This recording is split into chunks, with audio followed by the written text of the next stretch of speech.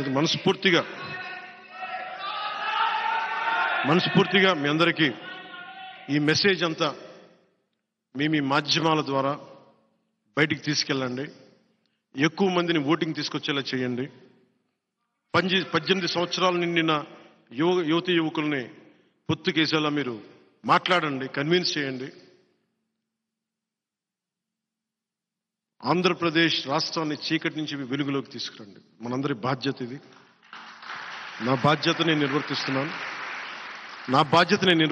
మీ బాధ్యత మీరు, మనందరి బాధ్యత ఎవరి కాళ్ళు నిర్వర్తిద్దాం. సోషల్ మీడియా గురించి. సోషల్ మీడియా ఒక గ్రేట్ టూల్. అది కత్తిని తీసుకెళ్లి జగన్ చేతిలో పెడితే బాబాయ్ని చంపేస్తాడు. సజ్జల్ గారా? నాకు తెలీదు. నాకు చాలా కాంప్లెక్స్ తీరుస్తున్నాను, నాకు తెలీదు.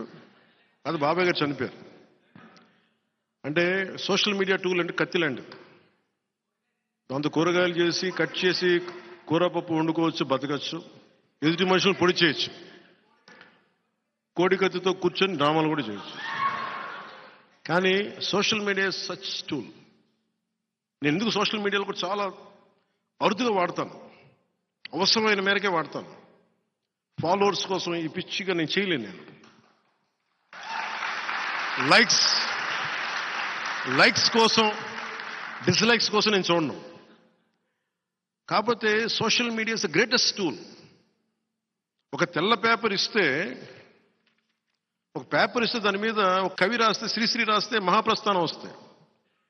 జగన్కి ఇస్తే బూతులు వస్తాయి. So social media such a great tool.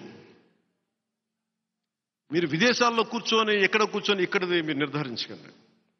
Social మీడియాని ఎంతవరకు వాడాలో అంతవరకే వాడండి. Social media has become a menace in a way. చచ్చిపోతున్నారు చాలామంది, నలిగిపోతున్నారు. అది ఈ పొలిటికల్ రైవల్స్కి అది వెపన్ అయిపోతుంది.